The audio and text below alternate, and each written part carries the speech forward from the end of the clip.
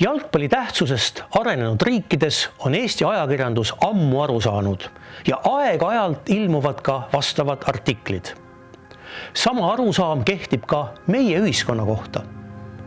Vahel ilmestavad tõsiseid sõnavõtte humoristlikud vested. Päevaleht sõnastab 1926. aastal tabavalt asja olemuse. Küsimus, kas võidab eeloleval maavõistlusel Eesti või Rootsi, on muutunud rahvuslikuks asjaks. Mitu korda see ümmargune asjakene veereb Eesti või Rootsi väravasse. See pole tähtis ta veeretajate säärte tugevuse tõstmiseks, vaid rahvuslik küsimus.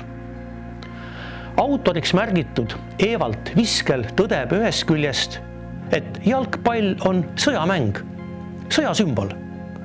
Teisalt on tegemist tantsuga. Viskel kirjutab, et maailma ajaloos on olnud nii pea- kui ka kõhuperiood, aga praegu elame jalgade ajajärgul. Jalgpalli saab võrrelda iidsete kultuuride kollektiivsete tantsudega. Keraga mängiv kassipoeg ja palli hüpitav inimlaps on sarnased. Pall on meie ürginstinktide jaoks tagaetav saakloom.